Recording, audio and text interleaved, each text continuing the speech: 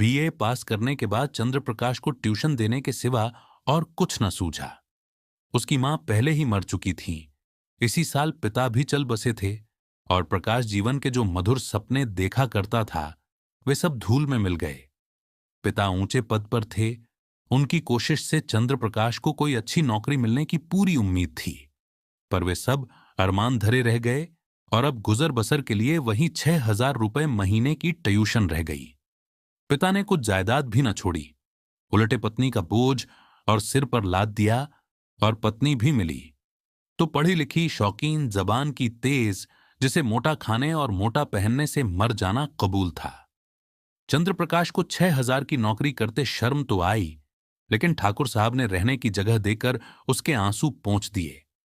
ये मकान ठाकुर साहब के मकान से बिल्कुल मिला हुआ था, पक्का, हवादार, साफ सुथरा, और उसमें सारा जरूरी सामान मौजूद था। ऐसा मकान 10,000 से कम किराए पर न मिलता, और काम था सिर्फ 2 घंटे का। ठाकुर साहब का लड़का था तो लगभग उन्हीं की उम्र का, पर बड़ा निकम्मा, कामचोर, अभी 9वीं क्लास में पढ़ता था। सबसे बड़ी बात यह थी कि ठाकुर और ठाकुराइन दोनों प्रकाश का बहुत आदर करते थे, बल्कि उसे अपने बेटे की तरह समझते थे। वह नौकर नहीं, घर का आदमी था, और घर के हर मामले में उसकी सलाह ली जाती थी। ठाकुर साहब अंग्रेजी नहीं जानते थे। वो सोचते थे कि अंग्रेजों का नौकर भी उनसे ज्यादा बुद्धिमान, चतुर और अनुभवी था। शाम का समय था। प्रकाश ने वीरेंद्र को पढ़ाकर छड़ी उठाई तो ठाकुराइन ने आकर कहा, अभी ना जाओ बेटा, जरा मेरे साथ आओ, तुमसे कुछ सलाह करनी है। प्रकाश ने मन में सोचा, आज कैसी सलाह करनी है, वीरेंद्र के सामने क्यों नहीं कहा। उसे अंदर ले जाकर रमा देवी ने कहा, तुम्हारी क्या सलाह है? बीरू की शादी कर दूं, एक बहुत अच्छे घर से रिश्ता आया है। प्रकाश ने मुस्कुराकर कहा, यह तो बीरू बाबू से ही पूछिए। नहीं, मैं तुमसे पूछ रही हूं। प्रकाश ने दुविधा में पड़कर कहा, मैं इस बारे में क्या सलाह दे सकता हूं? उनका 20वां साल तो है, लेकिन यह समझ लीजिए कि पढ़ना हो चुका। तो अभी ना करूं, यही सलाह है। जैसा आप ठीक समझें। मैंने तो दोनों बातें कह दी, तो कर डालूं। मुझे यही डर लगता है कि लड़का कहीं बहक ना जाए। मेरे रहते इसकी तो आप चिंता ना करें। हां, इच्छा हो तो कर डालिए, कोई हर्ज भी नहीं है। सब तैयारियां तुम्ही को करनी पड़ेंगी, ये समझ लो। तो मैं इनकार कब करता हूं? पेट भरने की चिंता करने वाले पढ़े लिखे नौजवानों में एक तरह की दुविधा होती है जो उन्हें कड़वा सच कहने से रोकती है। प्रकाश में भी यही कमजोरी थी। तो बात पक्की हो गई और शादी की तैयारियां होने लगीं। ठाकुर साहब उन लोगों में से थे जिन्हें अपने ऊपर ज्यादा विश्वास नहीं था। उनकी नजर में प्रकाश की डिग्री उनके 60 साल के अनुभव से कहीं ज्यादा कीमती थी। शादी की सारी व्यवस्था प्रकाश के हाथों में थी। 10-12 लाख खर्च करने का अधिकार कुछ कम गर्व की बात न थी। देखते देखते ही फटेहाल लड़का जिम्मेदार मैनेजर बन बैठा। कहीं कपड़े वाला उसे सलाम करने आया, कहीं मोहल्ले का बनिया घेरे हुए था, कहीं गैस और शामियाने वाला खुशामद कर रहा था। वह चाहता तो थोड़े रुपए बड़ी आसानी से बना लेता, लेकिन वो इतना नीच न था। फिर उसके साथ क्या धोखा करता जिसने सब कुछ उसी पर छोड़ दिया था। पर जिस दिन उसने 1 लाख के गहने खरीदे, उस दिन उसका मन चंचल हो उठा। वो घर आकर चंपा से बोला, हम तो यहां रोटियों के मोहताज हैं और दुनिया में ऐसे आदमी पड़े हुए हैं जो लाखों रुपए के गहने बनवा डालते हैं। ठाकुर साहब ने आज बहू के चढ़ावे के लिए 1 लाख के गहने खरीदे। ऐसी ऐसी चीजें थीं कि देखकर आंखें ठंडी हो जाईं। सच कहता हूं, कुछ चीजों से आंख ही नहीं हट रही थी। चंपा जलन की भावना से बोली, हमें क्या करना है? जिन्हें भगवान ने दिया है वे पहने। यहां तो रोकर मरने ही के लिए पैदा हुए हैं। चंद्रप्रकाश, इन्हीं लोगों की मौज है, न कमाना न धमाना। बाप दादा छोड़ गए हैं, मजे से खाते और चैन करते हैं। इसीलिए कहता हूं, भगवान बड़ा निर्दयी है। चंपा, अपना अपना पुरुषार्थ है, भगवान का क्या दोष? तुम्हारे बाप दादा छोड़ गए होते तो तुम भी मौज करते। यहां तो घर चलना मुश्किल है, गहने कपड़े को कौन रोए? और न इस जिंदगी में कोई ऐसी आशा है। कोई ढंग की साड़ी भी नहीं रही कि किसी भले आदमी के घर जाऊं तो पहन लूं। मैं तो इसी सोच में हूं कि ठकुराइन के यहां शादी में कैसे जाऊंगी। सोचती हूं, बीमार पड़ जाती तो जान बचती। ये कहते कहते चंपा की आंखें भर आईं। प्रकाश ने तसल्ली दी। तुम्हारे लिए साड़ी ना लाऊं? अब क्या इतना भी ना कर सकूंगा? मुसीबत के ये दिन क्या हमेशा बने रहेंगे? जिंदा रहा तो एक दिन तुम सिर से पांव तक गहनों से लदी होगी। चंपा मुस्कुराकर बोली, चलो, ऐसी मन की मिठाई मैं नहीं खाती। गुजारा ठीक से हो जाए यही बहुत है। मुझे गहनों की इच्छा नहीं है। प्रकाश ने चंपा की बातें सुनकर शर्म और दुख से सिर झुका लिया। क्या चंपा उसे इतना गया गुजरा समझती है? रात को दोनों खाना खाकर लेटे तो प्रकाश ने फिर गहनों की बात छेड़ी। गहने उसकी आंखों के सामने घूम रहे थे। इस शहर में ऐसे बढ़िया गहने बनते हैं, मुझे इसकी उम्मीद न थी। चंपा ने कहा, कोई और बात करो, गहनों की बात सुनकर जी जलता है। वैसी चीजें तुम पहनो तो रानी लगो। गहनों से क्या सुंदरता बढ़ जाती है। मैंने तो ऐसी बहुत सी औरतें देखी हैं जो गहने पहनकर भद्दी दिखने लगती हैं। ठाकुर साहब भी मतलब के यार हैं। इतना भी नहीं कहा कि इसमें से कोई चीज चंपा के लिए भी लेते जाओ। तुम भी कैसी बच्चों की सी बातें करते हो। इसमें बचपने की क्या बात है? कोई उदार आदमी कभी इतनी कंजूसी ना करता। मैंने तो कोई ऐसा उदार आदमी नहीं देखा जो अपनी बहू के गहने किसी गैर को दे दे। मैं गैर नहीं हूं, हम दोनों एक ही मकान में रहते हैं। मैं उनके लड़के को पढ़ाता हूं और शादी का सारा इंतजाम कर रहा हूं। अगर 5-7 हजार की कोई चीज दे देते तो वह बेकार न जाती, मगर पैसे वालों का दिल दौलत के भार से दबकर सिकुड़ जाता है। उनमें उदारता के लिए जगह ही नहीं रहती। रात के 12 बज गए, फिर भी प्रकाश को नींद नहीं आ रही थी। बार बार चमकीले गहने उसकी आंखों के सामने आ जाते, कुछ बादल छा जाते और बार बार बिजली चमक उठती। अचानक प्रकाश चारपाई से उठा। उसे चंपा के शरीर पर कोई भी गहना ना देखकर बड़ी दया आई। यही तो खाने पहनने की उम्र है और इसी उम्र में इस बेचारी को हर एक चीज के लिए तरसना पड़ रहा है। वह दबे पांव कमरे से बाहर निकलकर छत पर आया। ठाकुर साहब की छत इस छत से मिली हुई थी। बीच में 5 फीट ऊंची दीवार थी। वह दीवार पर चढ़कर ठाकुर साहब की छत पर धीरे से उतर गया। घर में बिल्कुल सन्नाटा था। उसने सोचा पहले नीचे उतरकर ठाकुर साहब के कमरे में चलूं। अगर वह जाग गए तो जोर से हंसूंगा और कहूंगा, कैसा डरा दिया, या कह दूंगा, मेरे घर की छत से कोई आदमी इधर आता दिखाई दिया, इसलिए मैं भी उसके पीछे पीछे आया कि देखूं वो क्या करता है। अगर बक्से की चाबी मिल गई तो फिर जीत है। किसी को मुझ पर शक ही ना होगा। सब लोग नौकरों पर शक करेंगे। मैं भी कहूंगा, साहब, नौकरों की हरकत है, इन्हें छोड़कर और कौन ले जा सकता है। मैं बेदाग बच जाऊंगा। शादी के बाद कोई दूसरा घर ढूंढ लूंगा। फिर धीरे धीरे एक एक चीज चंपा को दूंगा जिसमें उसे कोई शक ना हो। फिर जब वह नीचे उतरने लगा तो उसका दिल धड़क रहा था। धूप निकल आई थी। प्रकाश अभी सो रहा था कि चंपा ने उसे जगाकर कहा, बड़ा गजब हो गया। रात को ठाकुर साहब के घर में चोरी हो गई। चोर गहने का बक्सा उठा ले गया। प्रकाश ने पड़े पड़े पूछा, किसी ने पकड़ा नहीं चोर को?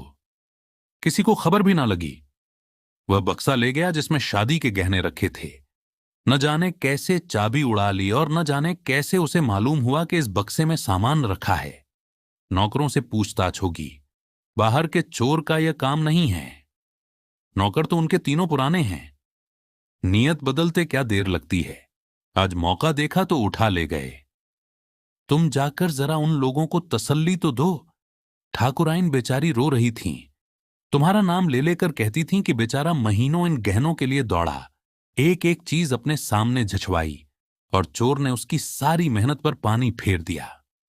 प्रकाश चटपट उठ बैठा और घबराता हुआ सा जाकर ठाकुराइन से बोला, यह तो बड़ा अनर्थ हो गया माताजी। मुझसे तो अभी अभी चंपा ने बताया। ठाकुर साहब सिर पर हाथ रखे बैठे हुए थे।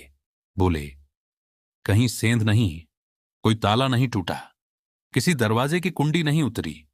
समझ में नहीं आता चोर आया किधर से।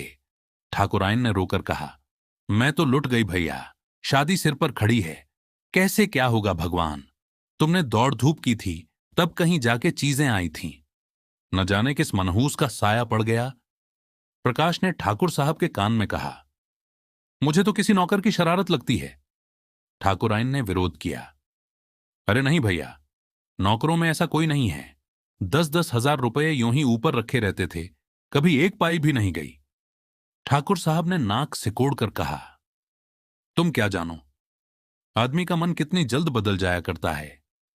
जिसने अब तक चोरी नहीं की वह कभी चोरी न करेगा, ये कोई नहीं कह सकता। मैं पुलिस में रिपोर्ट करूंगा और एक एक नौकर की तलाशी कराऊंगा। कहीं माल उड़ा दिया होगा। जब पुलिस के जूते पड़ेंगे तो अपने आप ही कबूलेंगे। प्रकाश ने पुलिस का घर में आना खतरनाक समझा। कहीं उन्हीं के घर में तलाशी ले लें तो अनर्थ ही हो जाएगा। वो बोले, पुलिस में रिपोर्ट करना और तहकीकात कराना बेकार है। पुलिस माल तो ना बरामद कर सकेगी। हां, नौकरों को मारपीट भले ही लेगी। मेरी तो सलाह है कि एक एक नौकर को अकेले में बुलाकर पूछा जाए। ठाकुर साहब ने मुंह बनाकर कहा, तुम भी क्या बच्चों की सी बात करते हो प्रकाश बाबू। भला चोरी करने वाला अपने आप कबूलेगा। तुम मारपीट भी तो नहीं करते।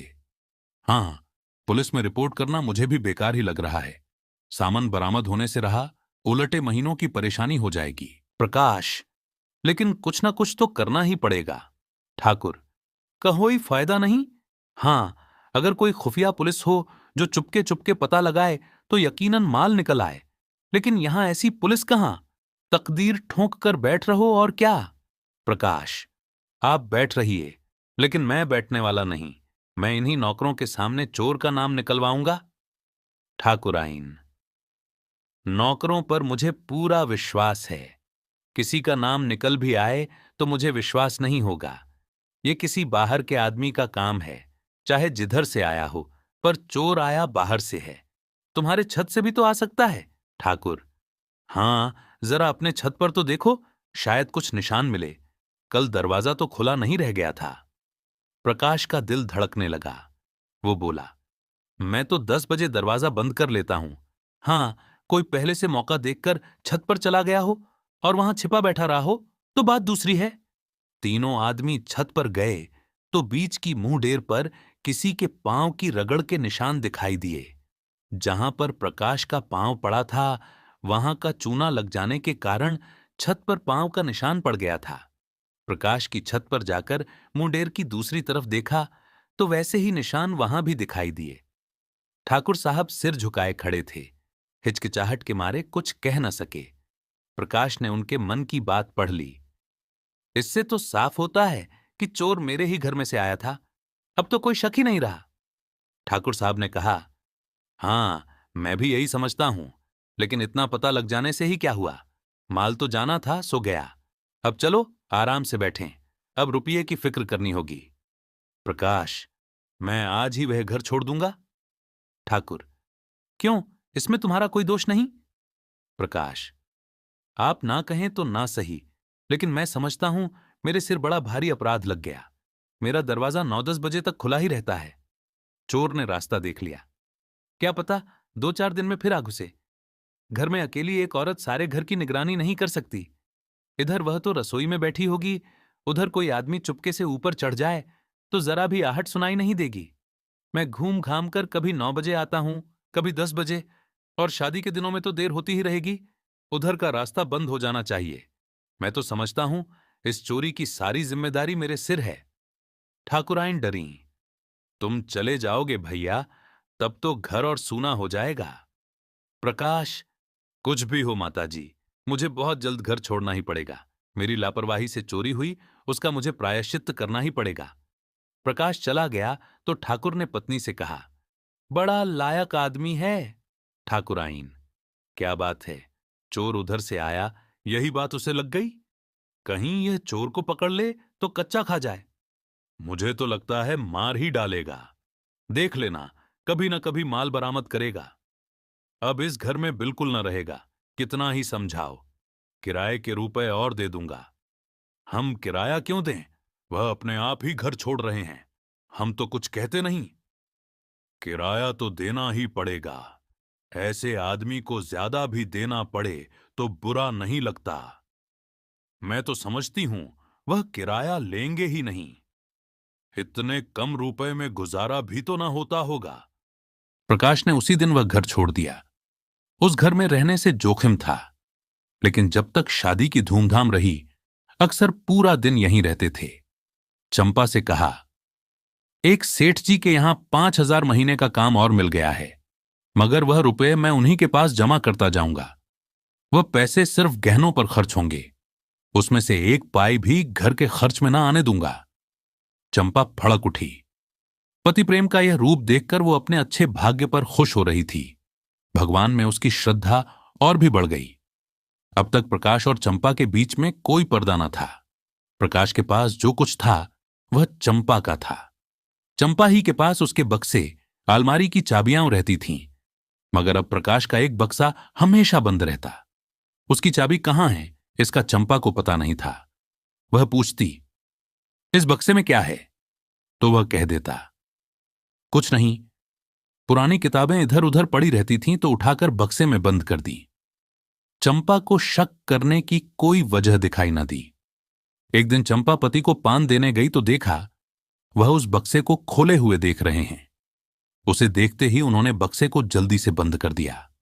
उनका चेहरा जैसे सफेद हो गया। अब शक का बीज उगा, मगर पानी न मिलने से सूख गया। चंपा किसी ऐसे कारण की कल्पना ही न कर सकी जिससे शक बढ़ता, लेकिन 1,00,000 की जायदाद को इस तरह छोड़ देना कि उसका ध्यान ही ना आए, प्रकाश के लिए नामुमकिन था। वह कहीं बाहर से आता तो एक बार बक्सा जरूर खोलता। एक दिन पड़ोस में चोरी हो गई। उस दिन से प्रकाश अपने कमरे ही में सोने लगा। आषाढ़ के दिन थे, गर्मी के मारे दम घुटता था। ऊपर एक साफ सुथरा बरामदा था जो बरसात में सोने के लिए ही शायद बनाया गया था। चंपा ने कई बार ऊपर सोने के लिए कहा, पर प्रकाश नहीं माना। अकेला घर कैसे छोड़ दे? चंपा ने कहा, हमारे जैसे घरों में चोरी नहीं होगी। चोर घर में कुछ देखकर ही जान खतरे में डालता है। यहां क्या रखा है? प्रकाश ने गुस्से में कहा, कुछ नहीं है। बर्तन भांडे तो हैं ही, गरीब के लिए अपनी हांडी ही बहुत है। एक दिन चंपा ने कमरे में झाड़ू लगाई तो बक्से को खिसकाकर दूसरी तरफ रख दिया। प्रकाश ने बक्से की जगह को बदला हुआ देखा तो डरते हुए पूछा, बक्सा तुमने हटाया? यह पूछने की कोई बात न थी। झाड़ू लगाते वक्त अक्सर चीजें इधर उधर खिसक ही जाती हैं। वो बोली, मैं क्यों हटाने लगी? फिर किसने हटाया? मैं नहीं जानती। घर में तुम रहती हो तो और कौन जानेगा? अच्छा, अगर मैंने ही हटा दिया तो इसमें पूछने की क्या बात है? कुछ नहीं, यूं ही पूछ रहा था। मगर जब तक बक्सा खोलकर सब चीजें देख न ले तब तक प्रकाश को चैन कहां। चंपा जैसे ही खाना पकाने लगी उसने बक्सा खोला और गहनों को देखने लगा। आज चंपा ने पकौड़ियां बनाई थीं। पकौड़ियां गरम गरम ही मजा देती हैं। प्रकाश को पकौड़ियां पसंद भी थीं। उसने थोड़ी सी पकौड़ियां एक प्लेट में रखीं और प्रकाश को देने गई। प्रकाश ने उसे देखते ही बक्से को धमाके से बंद कर दिया और ताला लगाकर उसे बहलाने के इरादे से बोला, प्लेट में क्या लाई हैं? अच्छा, पकौड़ियां हैं। आज चंपा को शक हो गया। बक्से में क्या है ये देखने की बड़ी इच्छा हुई। प्रकाश उसकी चाबी कहीं छिपा कर रखता था। चंपा किसी तरह वह चाबी उड़ा देने की चाल सोचने लगी। एक दिन एक सामान बेचने वाला चाबियों का गुच्छा बेचने निकला। चंपा ने उस ताले की चाबी ले ली और बक्से को खोल डाला। अरे, ये तो गहने हैं। उसने एक एक गहने को निकाल कर देखा। ये गहने कहां से आए? मुझसे कभी इनकी चर्चा नहीं की। अचानक उसके मन में भाव उठा, कहीं ये ठाकुर साहब के गहने तो नहीं हैं। चीजें वही थीं जिनका वह बखान करते रहते थे। उसे अब कोई शक न रहा, लेकिन इतनी नीच हरकत, शर्म और दुख से उसका सिर झुक गया। उसने तुरंत बक्से को बंद किया और चारपाई पर लेटकर सोचने लगी, इनकी इतनी हिम्मत कैसे हुई? यह गलत भावना इनके मन में आई ही क्यों? मैंने तो कभी गहनों नहीं मांगे। अगर मांग भी लेती तो क्या उसका मतलब यह होता कि वह चोरी करके लाए? चोरी गहनों के लिए? इनका मन क्यों इतना कमजोर हो गया? उसके जी में आया, इन गहनों को उठा ले और ठाकुराइन के चरणों पर डाल दे। उनसे कहे, यह मत पूछिए कि ये गहने मेरे पास कैसे आए। आपकी चीज आपके पास आ गई, इसी से संतोष कर लीजिए। लेकिन इसका नतीजा कितना भयंकर होगा। उस दिन से चंपा कुछ उदास रहने लगी। प्रकाश से उसे वह प्रेम न रहा, न वह सम्मान भाव रहा। बात बात पर उनका झगड़ा होता। उनकी जिंदगी की कमी में उनके बीच जो प्रेम था वह गायब हो गया। पहले एक दूसरे से दिल की बात कहते थे, भविष्य के ख्वाब बांधे जाते थे, आपस में हमदर्दी थी। अब दोनों ही कटे कटे रहते। कई कई दिनों तक आपस में एक बात भी ना होती। कई महीने गुजर गए। शहर के एक बैंक में असिस्टेंट मैनेजर की जगह खाली हुई।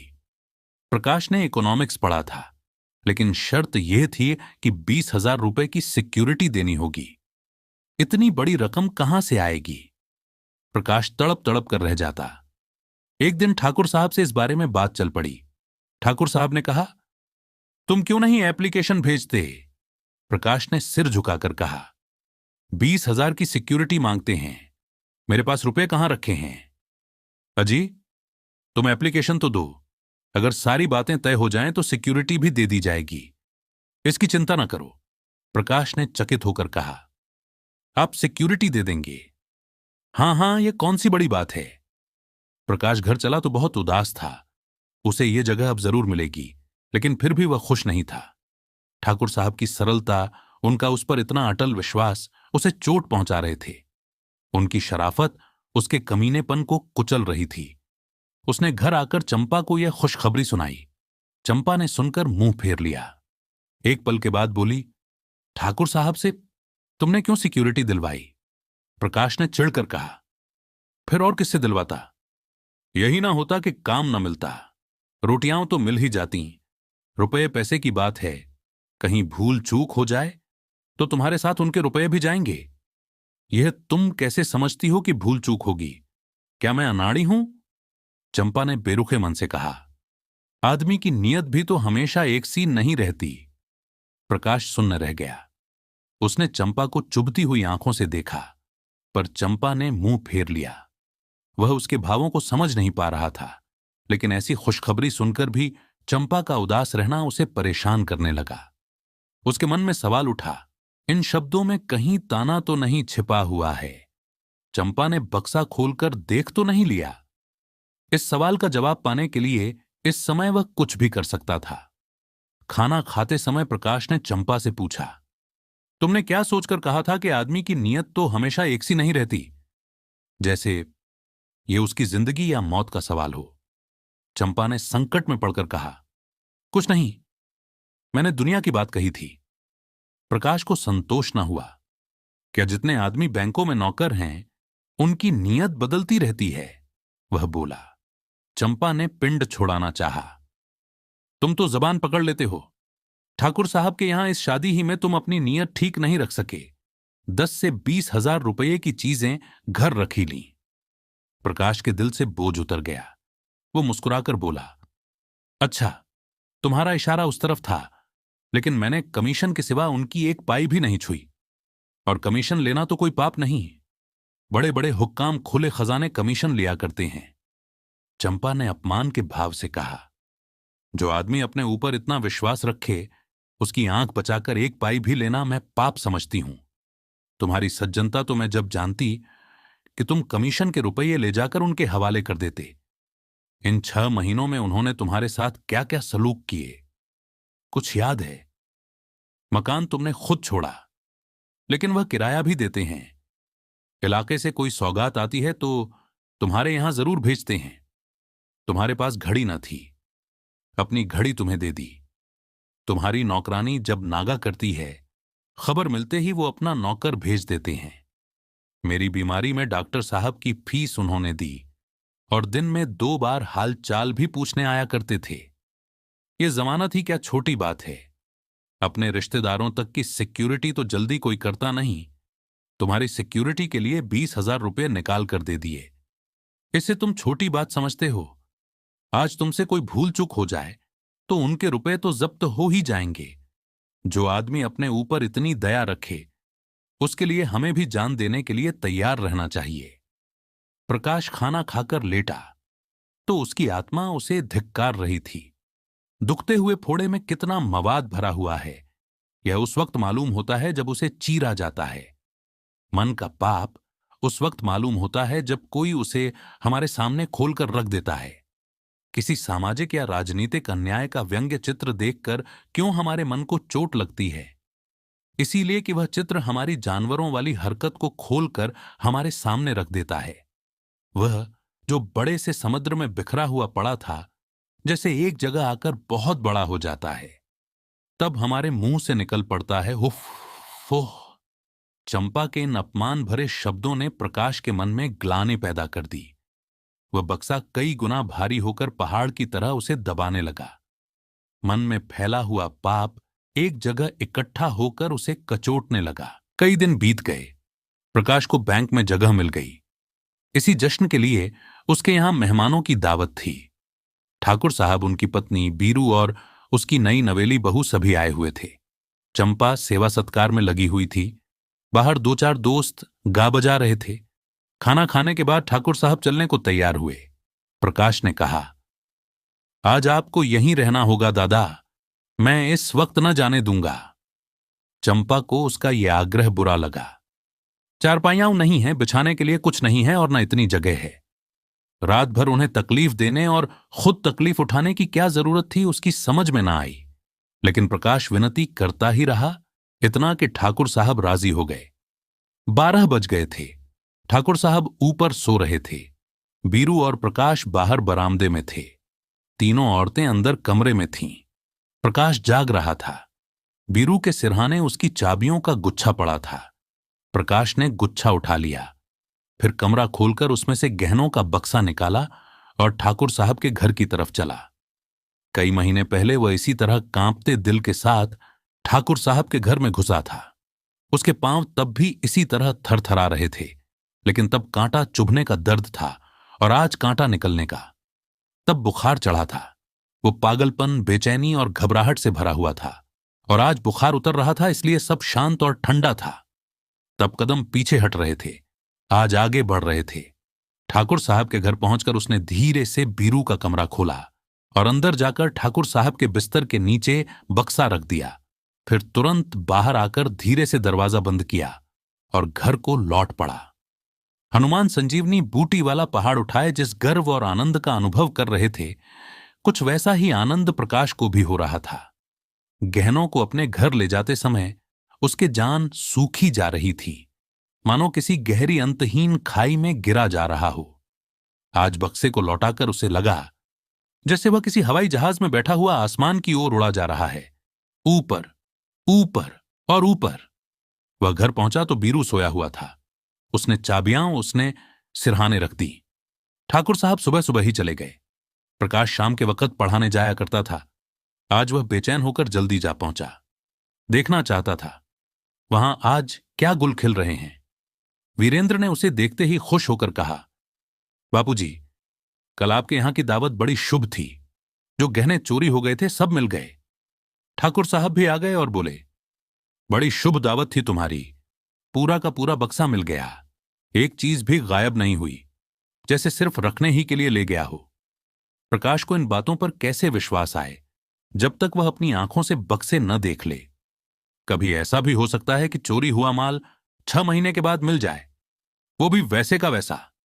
बक्से को देखकर उसने गंभीर भाव से कहा, बड़े आश्चर्य की बात है, मेरी बुद्धि तो कुछ काम नहीं कर रही। ठाकुर, किसी की बुद्धि काम नहीं कर रही भाई, तुम्हारी ही क्यों? बीरू की मां कहती है, कोई दिव्य घटना है। आज मुझे भी देवताओं में श्रद्धा हो गई। प्रकाश, अगर आंखों देखी बात ना होती तो मुझे तो कभी विश्वास ही ना होता। ठाकुर, आज इसी खुशी में हमारे यहां दावत होगी। प्रकाश, आपने कोई पूजा पाठ या यज्ञ तो नहीं कराया था? ठाकुर, पूजा पाठ तो 20 ही कराए। प्रकाश, बस तो यह पूजा पाठ का ही चमत्कार है। घर लौटकर प्रकाश ने चंपा को यह खबर सुनाई तो वह दौड़कर उसके गले से लिपट गई और न जाने क्यों रोने लगी, जैसे उसका बिछुड़ा हुआ पति बहुत दिनों के बाद घर आ गया हो।